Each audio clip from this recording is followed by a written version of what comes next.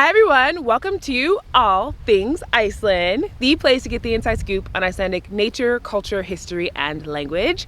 My name is Jules, and today is super special because I'm taking you with me on a weekend adventure around the gorgeous Reykjanes Peninsula, which is a UNESCO Global Geopark. And what's fascinating to me is that I feel like this is one of the most underrated areas in Iceland.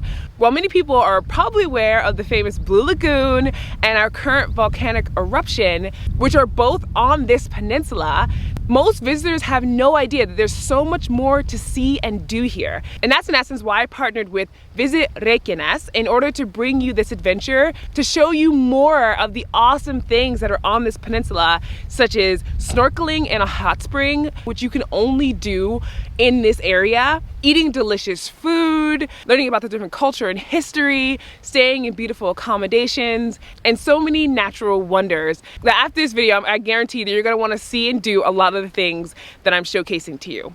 And because we are doing so much, I have created an itinerary, a free itinerary for you to download in the description box below. And it's up to you if you want to take different parts of that itinerary and fit it into yours when you're planning your trip, do everything, whatever you want. It's really flexible, and I did it on purpose because I know there's so many different parts of the country to see, but I didn't want you to miss out on this amazing part of Iceland that is only like 30 minutes from downtown Reykjavík and is literally where the airport, the Blue Lagoon, and the volcanic eruption are located.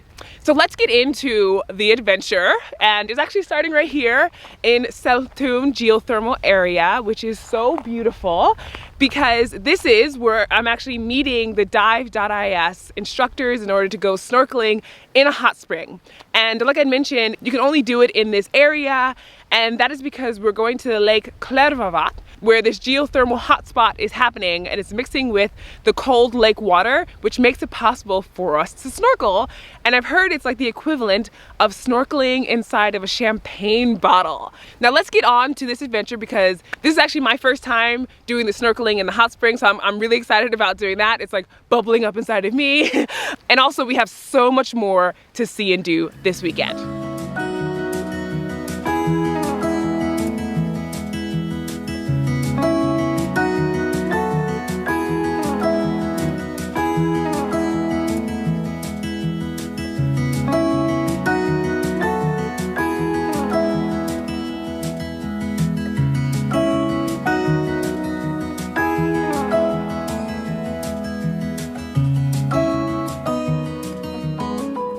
So we've arrived at Keflavík Lake, which is absolutely beautiful, and lots of different bird life all around. And in this particular area of the lake is where the geothermal hotspot is.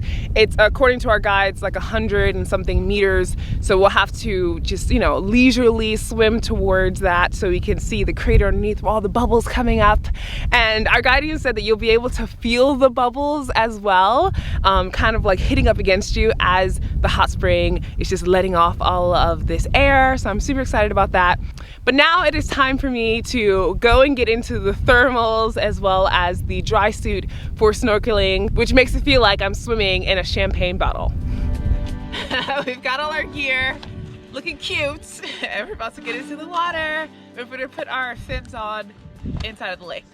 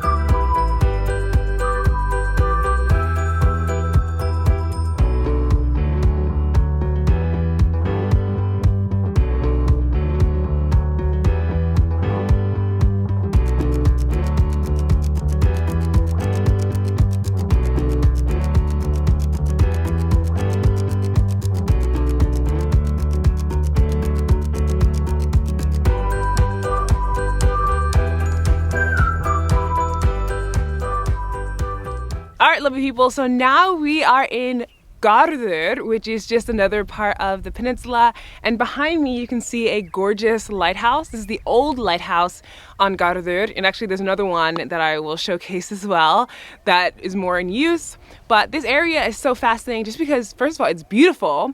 There's white sand on this beach, so many people know about there being black sand in Iceland, but there's also white sand beaches too. And what's cool as well is if your person is interested in bird life, there are many different types of birds that migrate here. And just from looking at the sign, it looks like there's about 15 birds like on average that you can usually find here, probably more depending on the season, tide, and things like that. But I just wanted to show you this area because this is also where we're going to be staying for the night, which is at the Lighthouse Inn, which of course is an appropriate name. So we'll go over there and show you those accommodations and then head off for some more adventures.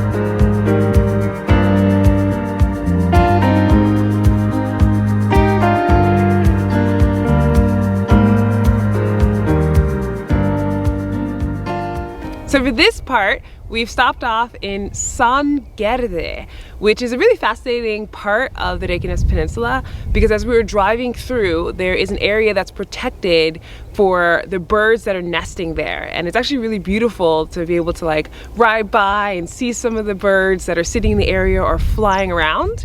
And one of the main attractions here is this gorgeous church right behind me called Kirkja.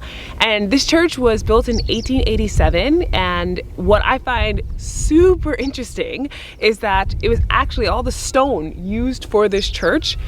It comes from this area, and the wood on the interior of the church was made from driftwood along the shoreline. So just in terms of talk about local and sustainable building, this meets the code back in 1887. It's way ahead of its time. A cool historical fact is that Steinunn Hallgrímsdóttir, her gravestone is here, and she is the daughter of the famous Icelandic poet Hallgrímur Pétursson. And this individual, if you've been to downtown Reykjavík, then you've probably seen Hallgrímskirkja, which is the huge church, and that church is named after him. So just like different historical facts and really interesting things regarding the building itself. And of course, it's really beautiful, great for photos, Instagram and otherwise. And we're unable to go in now because it's closed, but I definitely think it's worth a visit to come here and check out this historical site.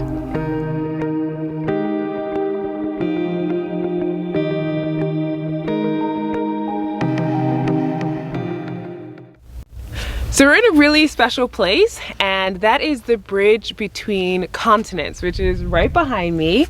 And in essence, this is a symbolic bridge to show that in Iceland, we have the Mid-Atlantic Ridge, which is where the North American and Eurasian tectonic plates are ripping apart the country. And because of volcanic activity underneath Iceland, it's continuously filling in the country so it doesn't separate into two separate pieces. And so here, which is awesome, is that you can see see this rift below, and you can cross this bridge and in essence feel like you are crossing from North America to Europe or vice versa. So that's just a really fun activity to do. And of course, underneath the bridge, you can take pictures like you're holding it up or something of that nature. It's just a really fun activity for everybody. And I especially love the hearts along the path when we came here that just kind of symbolize the fact that this is a beautiful place that many people love because it's so unique. And as a fun fact, this bridge is named after Leifur Eiríksson, and he was the first European to set foot on North America. And that makes a lot of sense, obviously, because of the fact that we're crossing over from Europe to North America as we speak.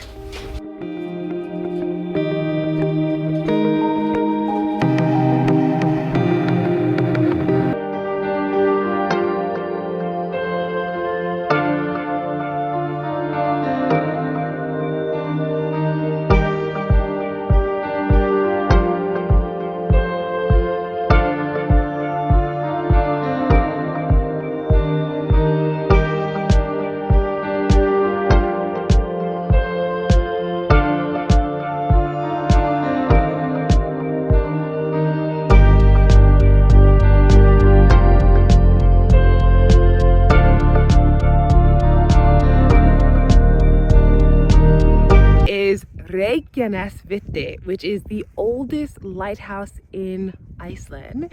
And funny enough, it's not the original building because unfortunately an earthquake, which earthquakes can be frequent in this area, happened to destroy it, but it was rebuilt and it's been in that form for quite some time. And we're here with the lovely golden hour, and it's so beautiful because also in this area is where a lot of birds are nesting, and there's a rock nearby, Katlin, where a lot of birds also, but it's just like a striking image because of how beautiful it is standing out there all on its own. And Katlin basically means the man, so you know, it's the man rock if you want to take it that way, I guess. But it's super fascinating area, and it's just so beautiful to come here. And it's just a beautiful nature, sea, rock formations, lighthouses, so much happening. And across the street is Grindavík, which is Iceland's largest hot spring. So we're gonna go check that out next. Behind me is Grindavík, which is Iceland's largest hot pool, and it's named after Gunna, who is a really famous ghost in this area. And actually on my Folklore Friday, which I do on Patreon, I go more in depth about this story. But for the purposes of this video, just know that she haunted the peninsula for a long time before a priest was able to come up with a good idea to get her captured here in this hot pool. And that's why Grindavík is actually from her name Gunna, and it's in essence Gunna's hot pool or hot spring. And the special treat that we have here is that rugbrauð has been baking in the ground for us to try. And just as FYI, Visit Reykjanes, they have local people on the peninsula who do this as a tour for people. So this is not just something tourists can come and set up on their own, but we're gonna show you some delicious rugbrauð that has been baking for us since last night. So let's go look for it. So we found the rugbrauð. It is here. And it's actually a vegan version of it. So the outside of it is pretty dirty, but the container itself has been keeping it clean, keeping the bread clean on the inside. Just cutting open the top that has been stapled closed. Okay. And inside, you can see that the rugbrauð has been baking. I'll cut a little bit more. And there you have it. Bread that has been baked in the ground.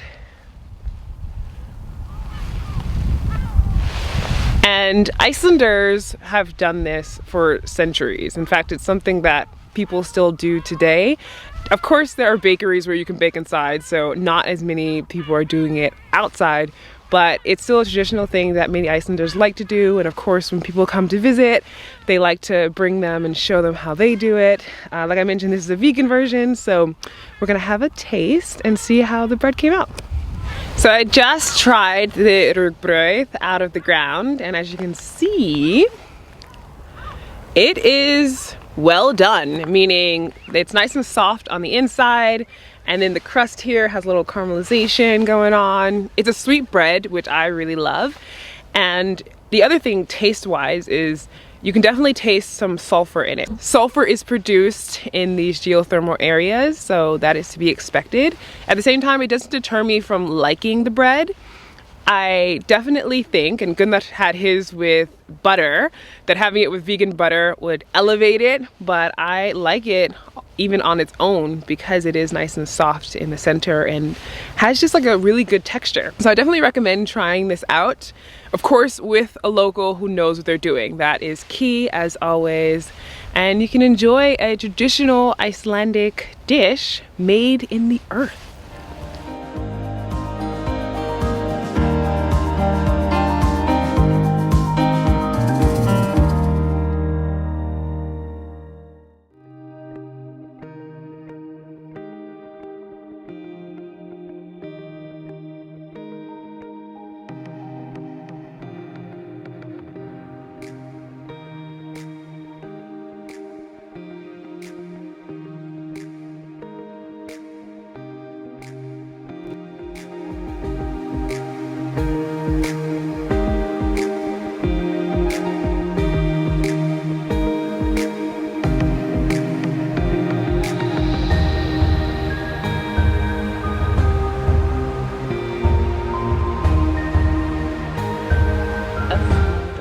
Hi, Boo.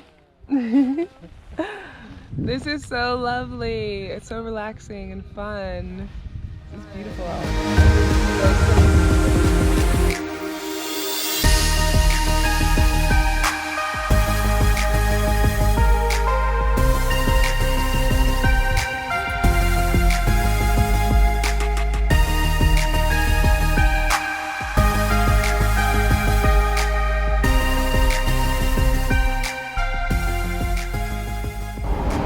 After sea kayaking and having a little snack there, we are actually now back in Grindavík in order to get some lunch at Höllu, which is a really popular spot here. In fact, when we got here, there was a decent amount of people, and so we're gonna go pick that up, eat, and then go and taste some seaweed fresh out of the sea.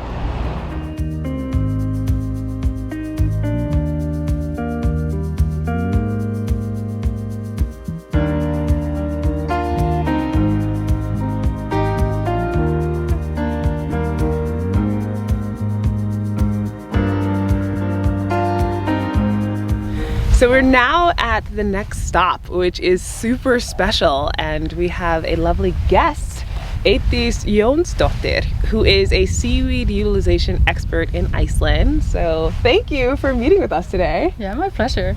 And she's going to help us harvest some seaweed here on the Reykjanes Peninsula. So you could just talk a little bit maybe about on the Reykjanes Peninsula some of the type of seaweed that you can find and what's interesting about it.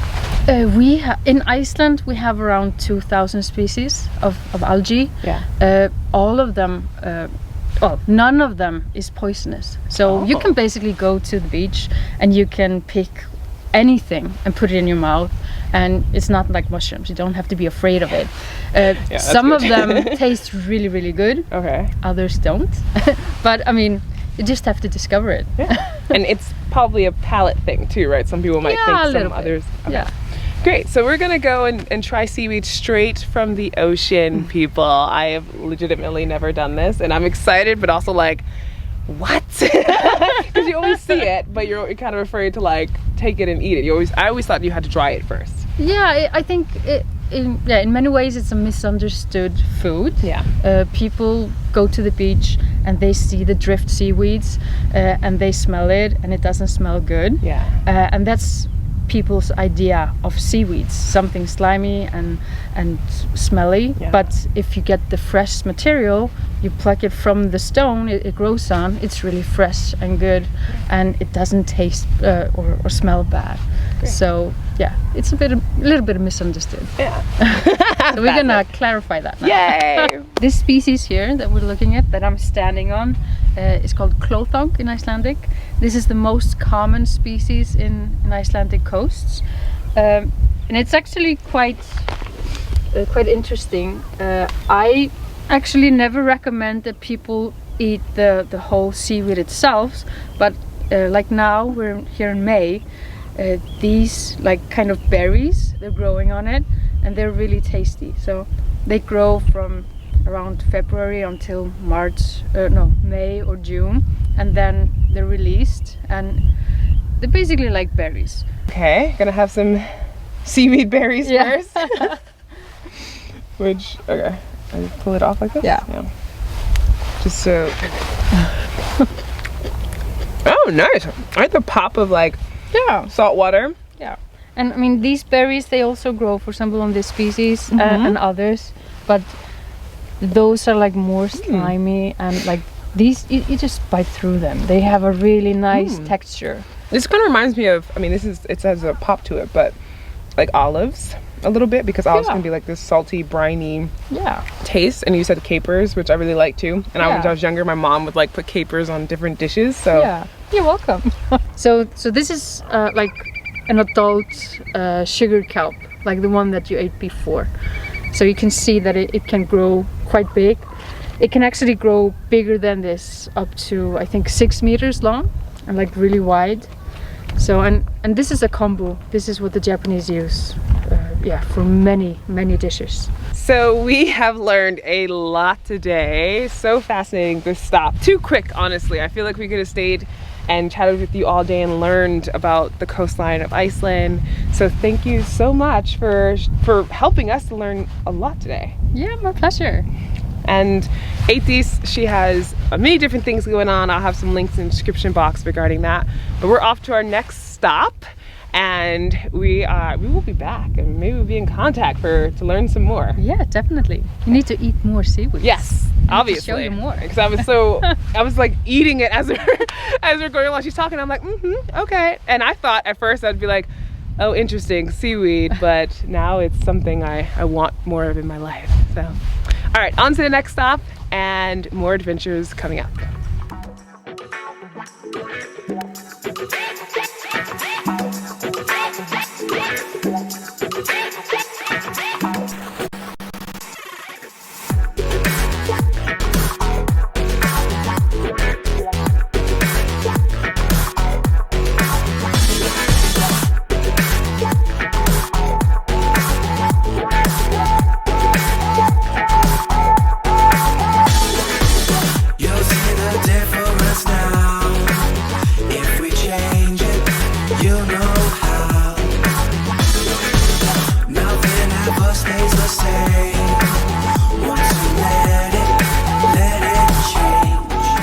To show right now. Oh, look at that! Actually, the volcano is erupting. Lots of lava. I'm well away. Show it more.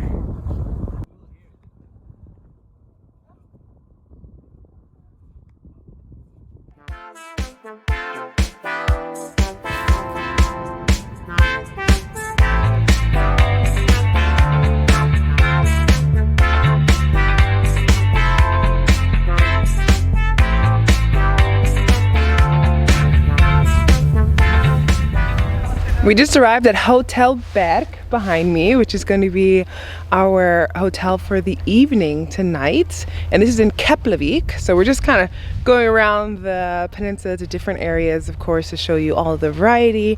And like I mentioned, this is a 4-star hotel. There's a pool, a rooftop pool, which I'm really looking forward to. As well as we're going to be having dinner at Fiskibaden, which does have a vegan option. So Gunnar will enjoy non-vegan option, and I will enjoy all the plant-based things. And so we're ready because we've been having a long day of adventures, and it'd be nice to change our clothes, get some delicious food, and have an awesome rest.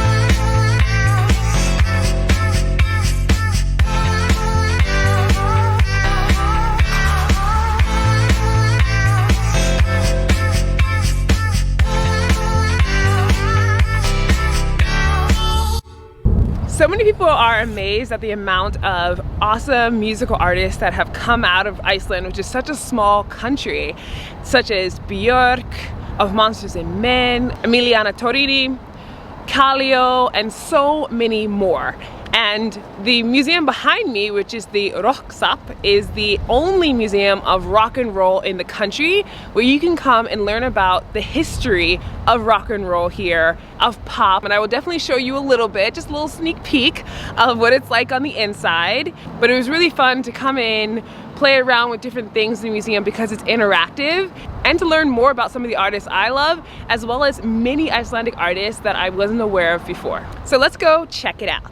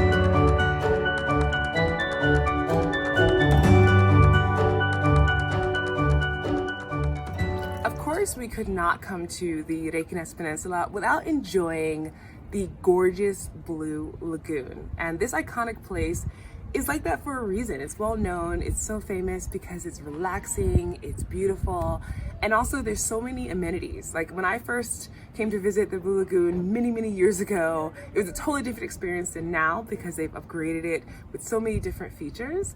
And we have the premium pass today, which comes with several different things that makes it appealing, such as having a robe and slippers, and also a drink, your first drink of choice, and masks. So a lot of people know the white silica mask that many people used to just kind of like dig up from different little ports here in the lagoon. But now there are stations where you can go to get several masks, which are pretty cool.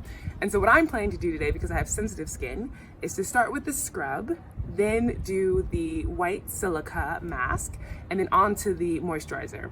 For those whose skin is not as sensitive, you can kind of mix and match 3 out of the 4 choices that you have. But again, you know, this is kind of like a fun experiment, so just play around with it and get some advice from the people who are dispensing it. On top of that, we also had an amazing in-water massage. This is my first time having a massage while floating freely, and I have to tell you, first of all, I almost fell asleep. I probably did fall asleep, but also I was just so relaxed and so happy, feeling like a little bit of the cooler air, but also the warmth of the lagoon, the masseuse, you know, kind of just kneading away all of my stress. And I was just so elated at the fact that that was part of the experience. That's not necessarily part of the premium pass, but you can choose that on top of it if you'd like. And after we're finished here, we of course have worked up an appetite relaxing. So we'll eat in the Lava restaurant, which gives you great views of the lagoon.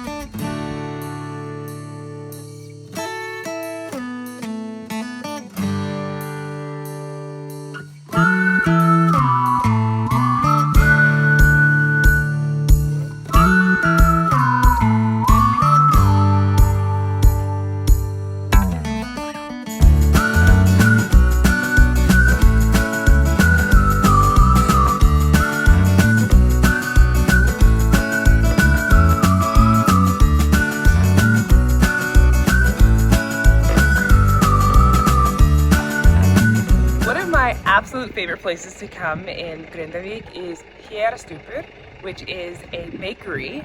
And the reason why is because they have amazing plant-based baked goods. So we're gonna go in and get a selection of things to show you that are legitimately worth just coming to Grindavík just for that. But of course, there's always other things that we're doing that are really fun too.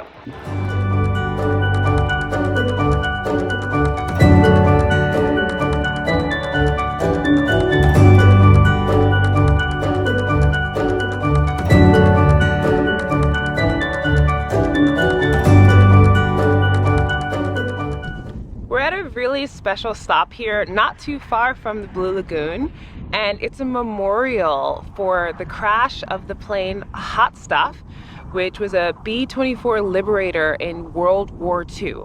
And this is significant because people lost their lives, which is horrible. And in addition to that, there was a person on the plane who was quite special in the armed forces during World War II. Lieutenant General Frank Maxwell Andrews, who later became known as the father of the Air Force, was on board Hot Stuff when it crashed in Iceland in Mount Fagradalsfjall.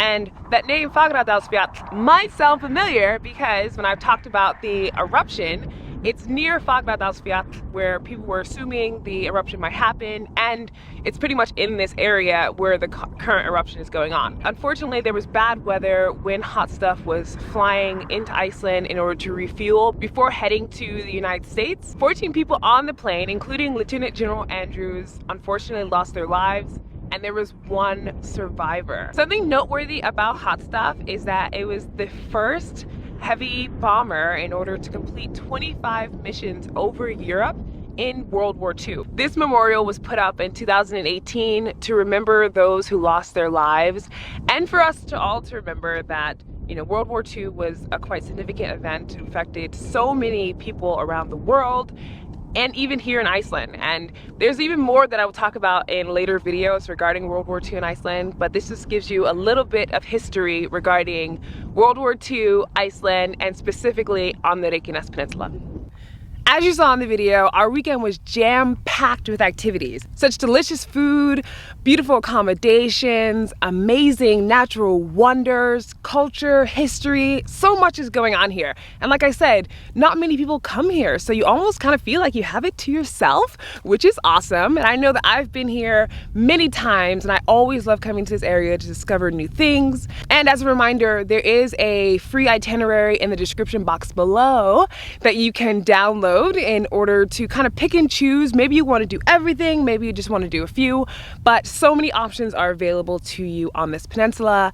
Thank you again to Visit Reykjanes for partnering with me to be able to showcase all of this. It's been such a wild, fun ride of like back-to-back activities, and I always love doing this. And if you are enjoying these types of videos, definitely make sure to give this one a thumbs up and subscribe, because I have way more adventure videos coming your way. There's so much to do in Iceland, and I think you're gonna love some of the things I have coming up. As always, thank you for watching, and I will see you in the next one.